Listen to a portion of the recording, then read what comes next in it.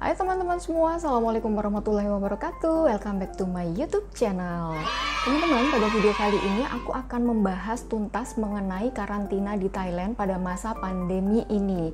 Jadi kemarin ini aku sempat bikin story di Instagram yang membahas mengenai karantina. Jadi banyak pertanyaan gitu dari teman-temanku mengenai karantina di Thailand ini. Mereka ada yang nanya, emang wajib banget ya saat ini karantina kalau kita seandainya mau ke Thailand? Udah gitu karantinanya berapa lama? Udah gitu biayanya kalau karantina gitu ditanggung pemerintah atau biaya kita sendiri? Kemudian ada juga yang nanya kalau seandainya hasil swab yang pertama udah dinyatakan negatif, apakah kita harus melanjutkan lagi karantina sampai dengan waktu yang ditentukan? Ya pokoknya kira-kira seperti itulah pertanyaannya. Jadi pada video kali ini aku akan membahas tuntas mengenai karantina di Thailand pada masa pandemi ini. So untuk teman-teman semua yang memang berminat untuk mengetahui mengenai karantina di Thailand ini, jangan kemana-mana, ikutin terus video kali ini.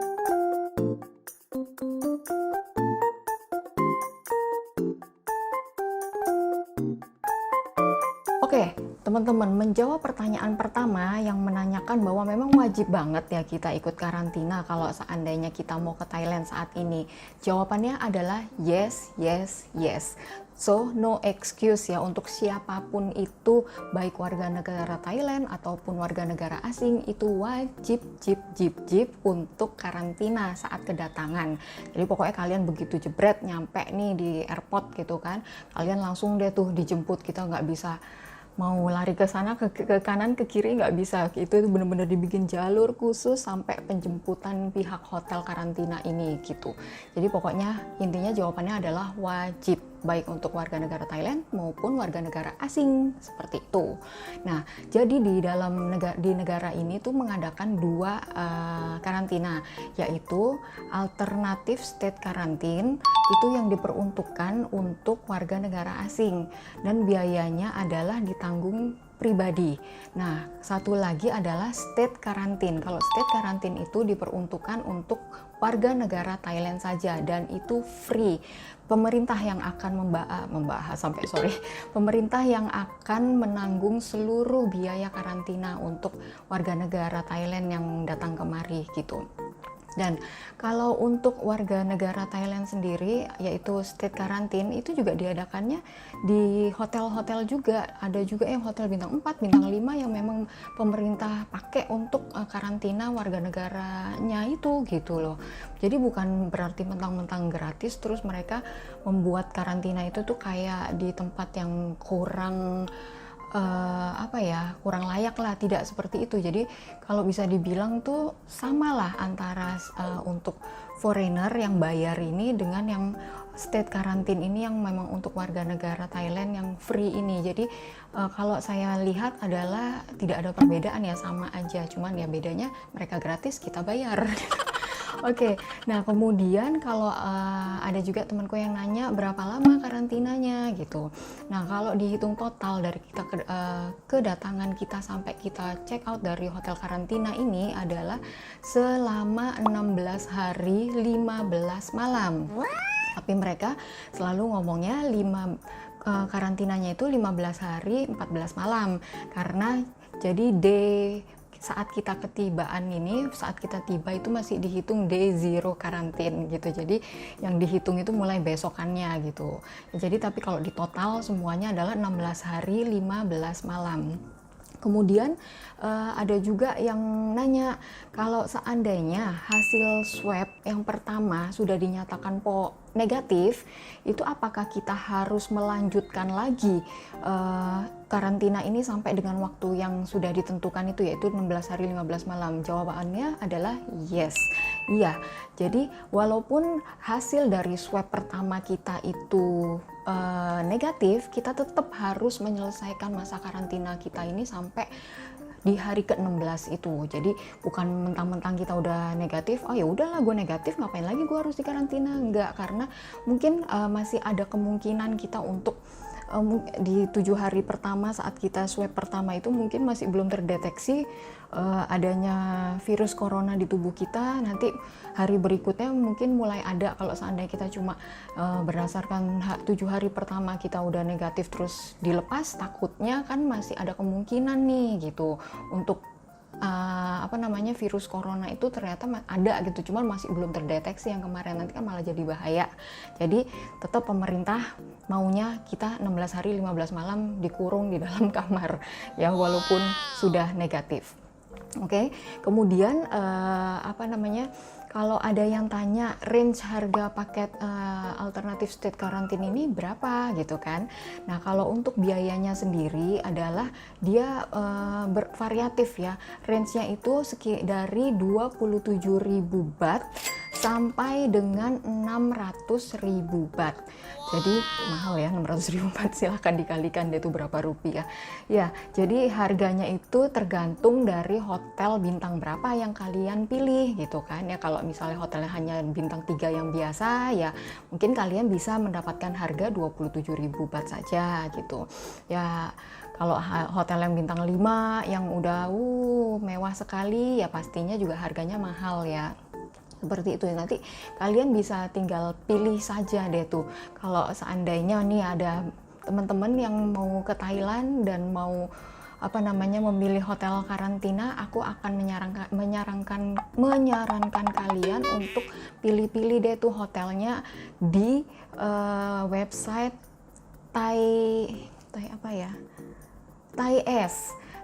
itu nanti aku tulis di sini ya. Ya itu, jadi kemarin aku pilih-pilihnya juga di situ. Jadi dia memberikan list semua hotel-hotel itu ada, kalau per hari ini kalau nggak salah ada 120 hotel yang sudah terdaftar menjadi alternatif state karantin ini gitu. Jadi nanti kalian tinggal pilih, disesuaikan dengan budget kalian ya kan. Terus juga dari budget yang kalian udah tentukan, kalian juga bisa pilih yang mana yang terbaik, yang sesuai dengan kriteria yang kalian harapkan, seperti itu. Kayak kemarin aku ya pilihlah yang benar-benar kamarnya tuh yang sesuai dengan yang aku suka gitu ya, karena kita bayangin 16 hari di dalam satu kamar nggak boleh keluar, ya kita harus memilih hotel yang ternyaman lah ya, yang maksudnya yang sesuai dengan budget kita, tapi ya yang paling nyaman lah, yang nyaman dari yang ternyaman dari yang nyaman ya, kurang lebih seperti itu. Ya, jadi tinggal dipilih aja nanti semuanya, nanti aku akan kasih tahu ya seperti apa kalau misalnya kalian mau memilih hotel-hotel itu gitu. Kemudian fasilitasnya apa aja sih yang didapat dari paket tersebut? Jadi harga yang tadi aku sebutkan itu range dari 27.000 sampai 600.000 itu harga paket ya teman-teman, bukan hanya kamar tok gitu, kamar hotel tok gitu. Jadi itu harga paket keseluruhan yang akan kita dapatkan di selama 16 hari kita menginap di hotel yang kita pilih ini gitu. Jadi kalau ditanya apa aja include apa aja tuh dari harga paket itu, pertama ya yang pasti adalah kamar selama 16 hari 15 malam, kemudian penjemputan dari airport ke hotel. Jadi itu tuh kita wajib banget dijemput sama pihak hotel untuk langsung cus ke hotel, supaya kita nggak bisa kemana-mana gitu ya kan ya. Jadi kalau nggak dijemput mungkin bisa-bisa kita nangkring dulu ya kan di MBK atau di Platinum gitu shopping gitu. Kemudian ini aku ada bikin catatan nih sedikit ya supaya nggak ada yang miss gitu kan. Oke, apa saja yang kita dapatkan dari harga paket tersebut, yaitu kamar selama 16 hari 15 malam. Oke. Kemudian penjemputan ya kan, penjemputan dari hotel ke airport. Dari airport ke hotel. Kemudian makan 3 kali sehari ya, jadi kita dapat sarapan, kita dapat makan siang, kita dapat makan malam. Kemudian juga pemeriksaan swab test ya 2 kali, jadi biasanya diadakan di hari ke-5 dan di hari ke-13 gitu. Tapi ya aku nggak tahu lagi ya apakah antara satu hotel dengan hotel yang lain itu berbeda, tapi yang aku dapatkan di sini seperti itu. Kemudian juga dari rumah sakit itu saat kita tiba disambut oleh nurse dari rumah sakit gitu, dan nurse ini memberikan kita termometer, kemudian masker, masker untuk 7 hari, kemudian juga hand sanitizer gitu. Nah, jadi saat ketibaan itu tuh kita udah langsung ketemu susternya, kita ditukeran ID line gitu untuk kita komunikasi selama nginap di sini selama 16 hari ke depan gitu kan. Kemudian paket yang didapat lagi adalah ini apa namanya, kita ada nurse yang selalu standby di hotel ini terus 24 jam selama 16 hari ini tuh selalu ada gitu loh si perawat ini gitu ya, untuk standby, mana tahu ada apa ya, mungkin tamunya yang tiba-tiba sakit atau gimana ya kan. Dan nurse ini tuh selalu memantau suhu badan kita gitu loh. Jadi kita setiap pagi kita harus laporan melalui line itu dengan menggunakan termometer yang sudah diberikan itu, kita cek sendiri, kita foto, kita kirim ke nurse-nya sehari 2 kali, pagi dan sore. Seperti itu teman-teman. Dan biasanya juga nurse 2 hari sekali itu akan menanyakan kita gitu, apakah kita ada simptom-simptom yang mengarah ke COVID-19, kayak misalnya hilangnya penciuman, terus apa namanya sesak napas, apalah segala macam yang seperti itu, mereka akan ngecek gitu loh. Tapi nggak ke kamar ya, mereka hanya by line aja gitu. Jadi kalau seandainya kita merasa ada flu apa segala macam, kita harus lapor gitu, kita harus jujur supaya bisa cepat penanganannya, seperti itu. Terus kemudian juga ada pelayanan ambulan gratis ya. Jadi umpama kita nih sakit, karena kan kita kan pantau terus ya suhu badan kita itu. Kalau seandainya satu hari kita suhu badannya 37,5 ke atas, itu tuh kita kita harus langsung dibawa ke rumah sakit. Dan itu untuk ambulan dari hotel ke rumah sakit itu biayanya udah termasuk di dalam paket ini gitu. Nah, ini yang umumnya diberikan, pelayanan ini yang diberikan pada hotel-hotel ESQ ini ya teman-teman ya. Tapi kalau seandainya yang hotel bintang 5 gitu, mungkin mereka akan memberikan fasilitas tambahan dibandingkan yang sudah saya sebutkan ini ya. Terus juga kayak di kamar hotel tuh disediakan ini ya, yoga mat gitu. Kita jadi kalau mau yoga gitu bisa seperti itu. Kemudian apalagi ya yang mau aku bahas ya? Ya kalau ditanya lokasinya itu ada di mana aja gitu kan. Nah, jadi untuk ESQ ini lokasinya tuh masih di seputaran Bangkok ini aja gitu. Tapi kalau ada juga yang alternatif lokal kuarantin, itu tuh ada di kayak di Phuket, ada di apa namanya Koh Samui, ada di Panga, ada di Pattaya, ada di Buriram, ada juga di Prachinburi. Nah, jadi itu yang ELQ ya. Aku saat ini membahas mengenai ESQ. Seperti itu. Kalau untuk ESQ sendiri adanya lokasinya ada di seputaran Bangkok. Seperti itu.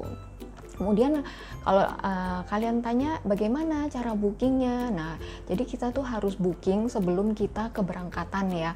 Kalau kemarin sih aku booking itu saat aku sebelum mengajukan COE, yaitu Certificate of Entry. Nah tapi setelah kemarin aku mencoba mengurus Certificate of Entry, ternyata kan sekarang online ya, jadi mereka itu minta kita untuk mengajukan step pertama dulu itu tanpa menyertakan bookingan hotel.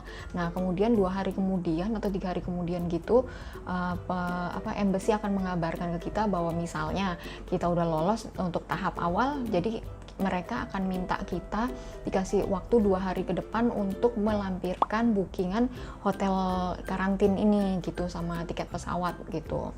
Nah jadi ya kalian bisa booking sebelum pengurusan COE atau tunggu setelah tahap pertama lolos baru booking juga bisa gitu ya. Pokoknya tapi yang pasti kan itu butuh waktu ya untuk memilih benar-benar dengan seksama pilihan hotel yang paling benar-benar pas lah di hati, yang srek gitu, yang kira-kira bakalan nyaman selama 16 hari duduk di hotel itu gitu kan ya. Ya kemudian kalau untuk pembayarannya sendiri itu tadi belum kejawab ya, bahwa bookingnya itu sebelum keberangkatan dan bookingnya langsung ke hotel. Jadi kalau kalian udah memilih nih yang mana hotel yang kalian akan tunjuk gitu kan, kalian bisa cari informasinya mengenai nomor telepon hotel itu atau alamat email, kalian bisa langsung bookingnya ke hotelnya langsung. Jadi yang aku tahu seperti itu ya. Jadi kemarin ini aku belum bisa untuk kayak booking di Agoda atau booking.com atau apapun itu gitu. Jadi harus langsung ke hotelnya seperti itu. Kemudian untuk pembayarannya bagaimana? Pembayarannya itu harus bank transfer ya. Kemarin ya dari 2 hotel yang udah aku hubungi, mereka rata-rata bilangnya maunya bank transfer. Jadi kalau kalian mungkin ada saudara di sini bisa minta tolong untuk ditransferin dulu gitu kan untuk biaya uang mukanya. Ya, kenapa pemerintah begitu ketatnya mewajibkan kita pendatang harus banget ngikutin karantina ini? Karena ya pemerintah tidak mau kecolongan dengan ditiadakannya karantina ini. Seandainya banyak pendatang yang datang dari luar ya kan, dengan tanpa karantina kan mungkin aja mereka ini akan membawa corona ke negaranya gitu kan. Jadi mereka sangat-sangat menjaga itu. Jadi tidak memang harus karantina, karena walaupun kita sebelum keberangkatan kita sudah swab gitu kan ya, hasilnya negatif, tapi kan bukan menutup kemungkinan gitu bahwa beberapa hari ini sebelum perjalanan atau kan kita juga nggak mungkin swab saat itu juga setelah check-in seandainya gitu kan, terus hasilnya langsung keluar juga kayak rapid test gitu kan, itu kan enggak. Jadi setelah kita mendapatkan hasil swab yang negatif ini kan masih ada jeda waktu sehari atau 2 hari gitu sampai kita ke keberangkatan. Nah di jeda waktu ini kan bukan tidak mungkin gitu loh kita bisa terinfeksi corona gitu kan. Jadi ya pemerintah benar-benar tidak mau mengambil resiko, jadi mereka tetap mengadakan karantina untuk siapapun itu, baik warga negara Thailand maupun warga negara asing gitu.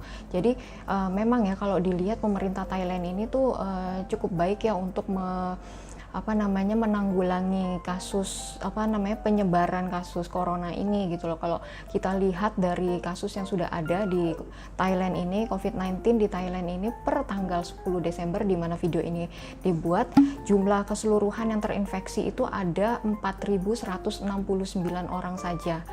Bukan saja ya, mungkin maksudnya kalau dibandingkan dengan negara kita ya sangat signifikan banget ya perbedaannya gitu. Kemudian yang sembuh 3.888 orang.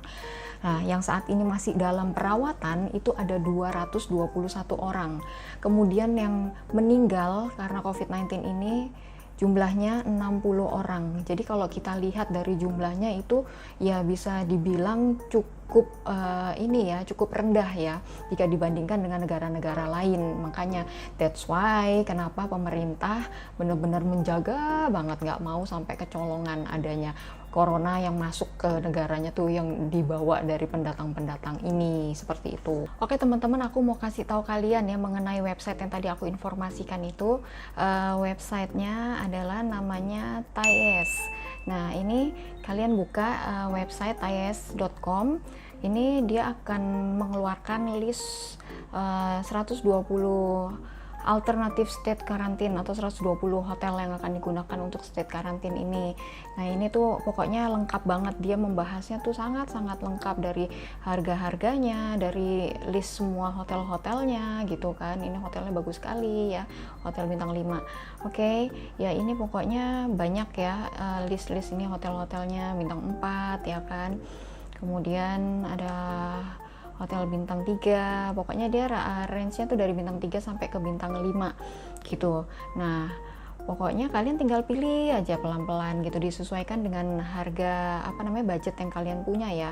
Ini kayak begini kan, kayak seandainya contohnya The Kin Bangkok Hotel ini nomor 9, ini dia ada harganya dari deluxe roomnya itu 30.000, ukuran kamarnya juga ada ya kan. Kemudian ada dari junior roomnya, ada suite roomnya, ini harganya tuh variatif ya. pokoknya kalian pilih pelan-pelan aja. Kalau aku sih kemarin jadi dari harga-harga yang masuk sama budget aku tuh aku catetin dulu, catetin, habis itu aku review lagi, aku lihat lagi kan yang mana yang terbaik gitulah, yang kira-kira aku bakalan nyaman gitu kan 16 hari duduk di hotel itu gitu kan, tidur di hotel itu. Nah ini aku mau kasih tahu ke kalian hotel yang aku pilih ini. Hotel ini adalah Hotel Tri Sukhumvit, ini dia hotelnya. Hotel ini kalau menurut aku sangat nyaman sekali ya, terutama kamar ini gitu. Nah ini harganya itu dari ada yang superior room 38.000 per person, ada yang deluxe room. Nah yang ini yang aku pilih ini deluxe room gitu, ukurannya juga 40 square meter gitu ya, harganya di 40.000 Thailand baht. Kemarin sih aku dapat 39.000, tapi kayaknya sekarang udah naik tuh. Iya, ini dia juga dia akan menunjukkan apa aja fasilitasnya ya yang akan kita dapatkan gitu. Terus juga, oh ya, aku mau kasih tahu kalian. Jadi seandainya misalnya kalian cocok nih sama hotel yang Tri ini gitu kan, kalian klik deh fotonya ya, yang foto ini kalian klik. Nah nanti akan nongol nih kayak spesifikasinya tentang hotel ini gitu. Nah ini ada pilih-pilihan apa namanya kamarnya. Nah kalian tinggal ini aja, kalian klik nih kalau kalian mau pilih yang superior atau deluxe nih, misalnya deluxe kalian klik gitu kan, ini deluxe. Nah nanti ini seperti ini, kalian bisa lihat foto-fotonya gitu. Kalau misalnya cuma ngelihat foto yang tadi ada di list itu kan nggak lengkap ya, cuma ada satu foto. Kadang gambarnya mewah sekali gitu kan, harganya sekian gitu, kalian pilihlah yang superior. Nggak taunya yang superior ya bukan yang itu fotonya, yang itu foto yang suite roomnya gitu kan. Jadi kalian harus klik dulu gambarnya, terus kalian pilih tipe kamar yang kalian mau, baru deh nih kayak tadi nih deluxe room gitu kan. Nah ini tuh kalian bisa lihat tuh spesifikasi kamarnya, oh seperti ini ya kan, tuh dari berbagai sisi gitu kan. Nah seperti ini, oh oke nih, baru oke, cocok kan, jangan sampai kecelek antara foto sama harga nggak matching gitu nantinya ya. Seperti itu teman-teman ya. Kalau aku sangat sangat nyaman ya, alhamdulillah di hotel ini, karena pokoknya kamarnya nyaman, gede gitu kan, ukurannya 40, ini yang deluxe 40 square meter gitu kan. Terus juga aku sukanya ini tuh ada penyekatnya antara kamar sama kayak ada ruang santainya gitulah, ada sofanya di situ gitu kan. Jadi kalau seandainya kita bongkar-bongkar koper apa gimana ya, biar berantakannya di sebelah sana aja, yang di sebelah sini tetap rapih gitu kan. Ya salah satunya itu aku suka ukurannya. Terus juga ada pembatasnya ini supaya nggak kelihatan berantakan. Kemudian juga kamar mandinya juga luas, enak, nyaman gitu kan. Kemudian ada ininya yang terpenting buat aku, ada microwave-nya. Karena apa? Karena dari seluruh hotel yang terlist di alternatif state karantin ini, aku lihat nggak ada yang hotel muslim ya. Jadi sebenarnya tuh di Bangkok itu ada beberapa hotel muslim gitu, tapi mereka tidak terdaftar sebagai alternatif state karantin ini gitu. Kalau seandainya bukan hotel muslim, ya konsekuensinya ya seperti yang kalian tahu bahwa negara ini bukan negara mayoritas muslim. Jadi ya untuk makanan halalnya kan agak susah ya, bisa dibilang ya tidak ada menyediakan makanan halal lah, tapi mereka mengadakan makanan vegetarian gitu.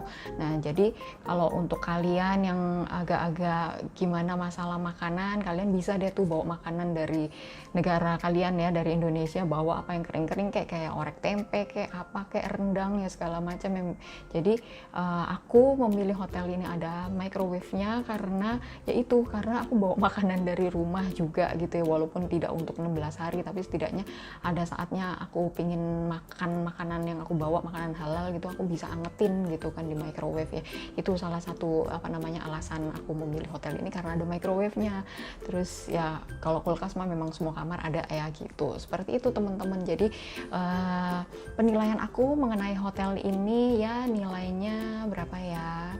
Mungkin bisa dibilang 8, bukan karena kurang baik ya. Kalau untuk kamarnya aku bilang sempurna, tapi kalau untuk fasilitas di luarnya memang agak kurang ya, karena ini hotelnya hotel kecil. Kemudian ya sama masalah makan aja gitu. Tapi kalau untuk kamarnya sendiri, aku suka banget, malah ini agak-agak sedih nih besok harus meninggalkan kamar ini gitu. Udah terlanjur nyaman, udah terlanjur jatuh cinta sama kamar ini gitu. Oke deh teman-teman semua, aku rasa video kali ini cukup sampai di sini aja.